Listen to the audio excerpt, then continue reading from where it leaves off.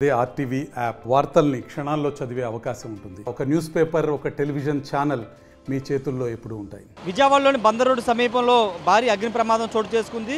ముఖ్యంగా ఇటు Buckingham canal గిరి రోడ్లోని జనరిక్ మందుల షాపు వద్ద మంటలు ఉదయం షార్ట్ సర్క్యూట్ కారణంగా మంటలు వ్యాపించి మొత్తం బిల్డింగ్ అంతా వ్యాపించిన పరిస్థితి ఉంది. ఒకసారి లోపల చూడొచ్చు, ఫైర్ ఇంజిన్తో పూర్తిగా మంటలన్నీ ఇప్పటికే అదుపులో తీసుకొచ్చారు. దాదాపు 5 కోట్ల మేర ఆస్తి నష్టం సంభవించిందని అంచనా వేస్తున్న. ఒకసారి మొత్తం షాపులన్నీ కూడా పూర్తిగా దగ్ధమైపోయిన పరిస్థితి ఉంది. పైన ఇంకా మంటలు పూర్తిగా అదుపులోకి రాని పరిస్థితి. ఫైర్ ఇంజిన్ కూడా లోపలికి వెళ్ళలేని సిచ్యువేషన్ ఉన్న నేపథ్యంలో లోపలికి వెళ్ళే ప్రయత్నం కూడా చేస్తున్నారు. లోపల ఒకసారి అక్కడ చూడొచ్చు, లోపల టార్చ్ లైట్ సాయంతో లోపల ఎక్కడ మంటలు ఇంకా అదుపు కాకపోతే లోపల ఫైర్ ఇంజిన్ లోపల ద్వారా వాటర్ పైప్ పంపించి మంటలను అదుపు చేసిన పరిస్థితి అయితే ఉంది. ఒకసారి పైన చూస్తే కనుక ఇంకా దట్టమైన పొగ చూస్తే కనుక ఫస్ట్ ఫ్లోర్ పై చూస్తే కనుక ఒకసారి దట్టమైన పొగ వ్యాపించి ఉంది. పూర్తిగా చుట్టుపక్కల బిల్డింగుల వాళ్ళని కూడా ఇప్పటికే ఖాళీ చేయించిన పరిస్థితి. మొత్తం 3 ఫైర్ ఇంజిన్లతో ఈ మంటలను అయితే అదుపు చేస్తున్నారు. ఫైర్ ఆఫీసర్ ఉన్నారు.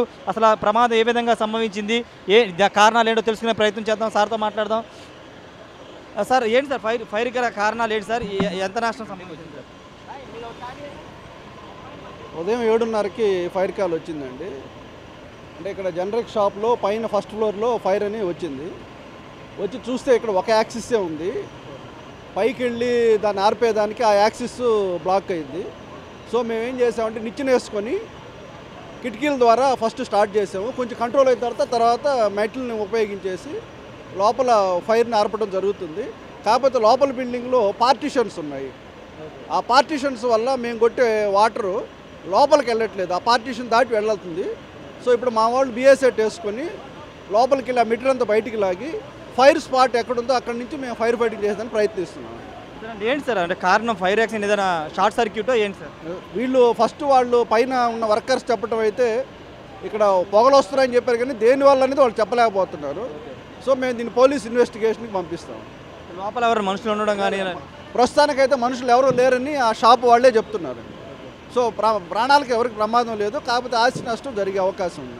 సుమారుగా ఎంత ఆస్తి నష్టం జరిగింది అది మనం తెలియదండి. మొత్తం ఫైర్ ఫైటింగ్ అయిన తర్వాత షాప్ వైజ్ చూసుకొని వాళ్ళు ఎంత స్టాక్ ఉంది ఏంటంటే వాళ్ళు చెప్తారండి. ఫైర్ ఫైటింగ్ చేయటం వరకే మా బాధ్యత. ఇంక ప్రాణాలకు ఏదైనా ఎలా జరిగిందనేది ఇన్వెస్టిగేషన్లో తేలుతుంది. మొత్తం ఎన్ని ఫైర్ ఇంజిన్లు ఈ రెస్క్యూలో పాల్గొన్నారు? మొత్తం 8 ఫైర్ ఇంజిన్లు అండి.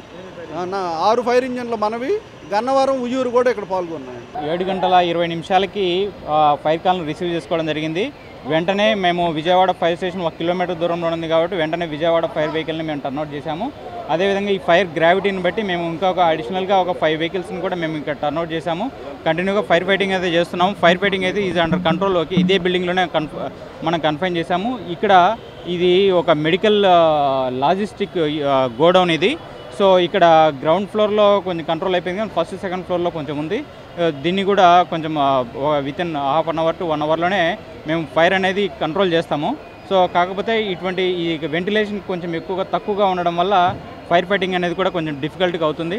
ఉండేది స్టేర్ కేస్ ఒకటే ఉంటుంది. సో లోపల కూడా ఇంటర్నల్గా కూడా కొంచెం పార్టిషన్స్ అనేది ఎక్కువగా పార్టిషన్స్ ఉండడం వల్ల మనం వాటర్ స్ప్రే చేసినా కానీ ఆ సీట్ ఆఫ్ ఫైర్ లేక్ వెళ్లకుండా ఆ విధంగా స్ప్రెడ్ లోపల ఇంటర్నల్గానే ఉంటుంది. బట్ అడ్జసెంట్ బిల్డింగ్లోకి అయితే స్ప్రెడ్ కావడానికి అయితే ఛాన్సెస్ లేదు. సో మేము వాటర్ కూడా సఫిషియెంట్గానే మనం ఇక్కడే మనోరమ హోటల్ నుంచి కూడా మనము వాళ్ళ దగ్గర ఉండేటువంటి వాటర్ సోర్స్ని కూడా మనం ఉపయోగించుకొని సఫిషియెంట్గా 5 వెహికల్స్ తోటి ఫైర్ ఫైటింగ్ అనేది చేస్తూనే ఉన్నాం. నష్టం అనేది ఈ ఫైర్ ఫైటింగ్ కంప్లీట్ అయిపోయిన తర్వాత ఎంతవరకు ఉండేదని తర్వాత చెప్తాం మేము వాళ్ళకి. ఫైర్ సేఫ్టీ నామ్స్ అయితే ఏమీ ప్రొవైడ్ చేయలేదు వీళ్ళు. సో ఫైర్ ఎన్ఓసి కూడా ఏమి తీసుకోలేదు. సో ఇప్పుడైతే మేము మా ఫైర్ వెహికల్స్ తోటి ఫైర్ ఫైటింగ్ చేస్తాం. సో అవి గ్లాసెస్ ఉన్నాయన్నమాట, పార్టిషన్స్ పెట్టారు, ఇంటర్నల్గా పార్టిషన్స్ పెట్టారు. ఆ హీట్కి ఏమవుతుందంటే ఆ గ్లాస్ పగిలి పడుతున్నాయి అన్నమాట. సో అది ఆ విధంగా సౌండ్స్ వస్తున్నాయి. మేము ఇనీషియల్గా వీళ్ళు మేనేజ్మెంట్ ఇనీషియల్గా చెప్పడం ఏంటంటే ఆ ఫస్ట్ ఫ్లోర్లో ఎలక్ట్రికల్ ప్యానల్ బోర్డు దగ్గర ఇవి కార్డ్ బోర్డ్స్ అవన్నీ ఉన్నాయి అని చెప్తున్నారు. సో ఆ విధంగా జరిగి ఉంటుందేమో ఎక్స్పెక్ట్ చేస్తున్నాం. But after completion of the fire accident complete అయిపోయిన తర్వాత మళ్ళీ మేము అసర్టైన్ చేస్తాం ఫైర్ కాల్, మనకు సీట్ ఆఫ్ ఫైర్ ఏంటి, ఆరిజిన్ ఆఫ్ ఫైర్ ఏంటి అనేది మనం అప్పుడు ఇన్వెస్టిగేట్ చేస్తాం.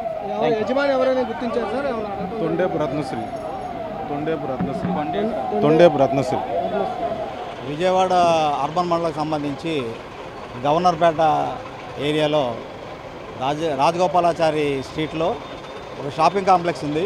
ఆ షాపింగ్ కాంప్లెక్స్లో జనరిక్ మందుల షాప్ ఉంది. ఆ జనరిక్ మందుల షాపు 2 స్టోరేడ్ బిల్డింగ్ నందు మార్నింగ్ నాకు ఇలా ఫైర్ యాక్సిడెంట్ జరిగిందని మా విఆర్ఓ రిపోర్ట్ రావడం ద్వారా వెంటనే హుటాహుటిన ఇక్కడ రావడం జరిగింది.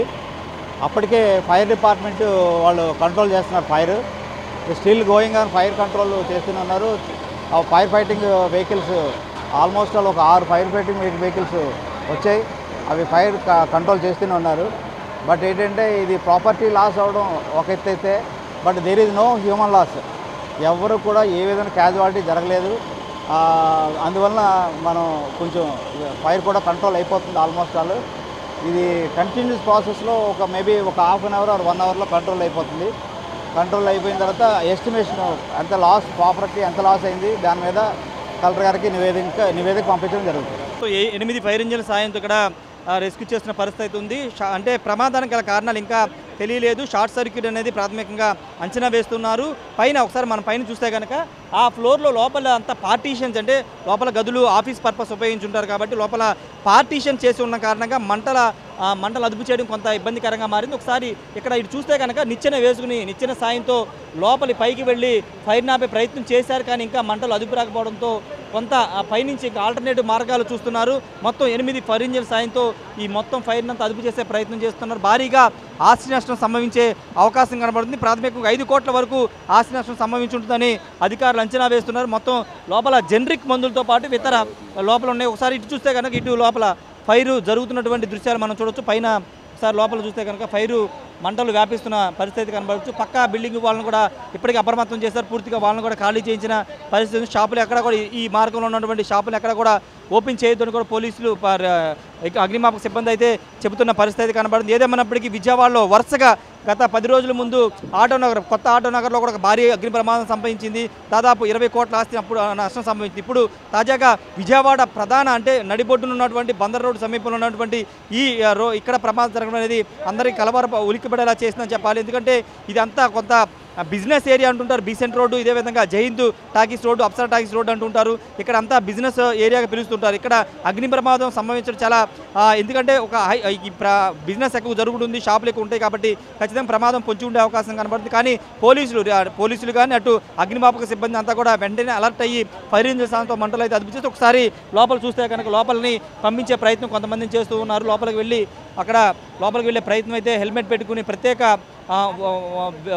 ప్రత్యేకంగా సంబంధించినటువంటి ఉపయోగించి వాళ్ళు లోపలికి వెళ్ళే ప్రయత్నం వాళ్ళు చేస్తున్నప్పటికీ చాలా రెస్క్యూ అయితే చాలా కష్టంగా ఉందని చెప్పాలి. ఎందుకంటే లోపలికి వెళ్ళడానికి ఎక్కడా కూడా దారులు లేకపోవడం, మంటలు ఇంకా పూర్తిగా ఆగకపోవడంతో కొంత ఇబ్బందికరంగా మారే పరిస్థితి. ఇక్కడ స్థానికులు అంటే లోకల్గా పనిచేసే వాళ్ళని కూడా లోపలికి పంపించే ప్రయత్నం చేస్తున్నారు. వీళ్ళని కూడా ఇక్కడ పంపించే ప్రయత్నం అయితే చేస్తున్న పరిస్థితి కనబడుతుంది. లోపల అక్కడ చూడొచ్చు ప్రత్యేకంగా ఉపయోగించినటువంటి వస్తువులతో వాళ్ళు లోపలికి వెళ్ళే ప్రయత్నం అయితే చేస్తున్నారు. నిజంగా ఇది విజయవాడ నడి బొడ్డున జరగడం నిజంగా అందరినీ ఉలిక్కిపడేలా చేస్తుందని చెప్పుకోవచ్చు. ఎప్పుడు రద్దీగా ఉండే ప్రాంతం బీసెంట్ రోడ్, అదేవిధంగా జైహింద్ టాకీస్ రోడ్ అనేది కొంత రద్దీగా ఉండే ప్రాంతం. ఇక్కడ ఈ ప్రమాదం కావాలని అంటే షార్ట్ సర్క్యూట్ వల్ల జరిగిందా లేకపోతే ఏదన్నా వేరే కారణం ఉన్నాయని ఇంకా విచారణలో తేలే అవకాశం అయితే కనబడుతుంది. కెమెరా పర్సన్ విజయ్తో రాయి, షార్ట్ టీవీ, విజయవాడ నుండి. మరిన్ని వీడియోస్ కోసం ఛానల్ ని సబ్స్క్రైబ్ చేయండి. లేటెస్ట్ అప్డేట్స్ కోసం వాట్సాప్ ఛానల్ ని ఫాలో చేయండి. అండ్ లింక్ డిస్క్రిప్షన్ లో ఉంది.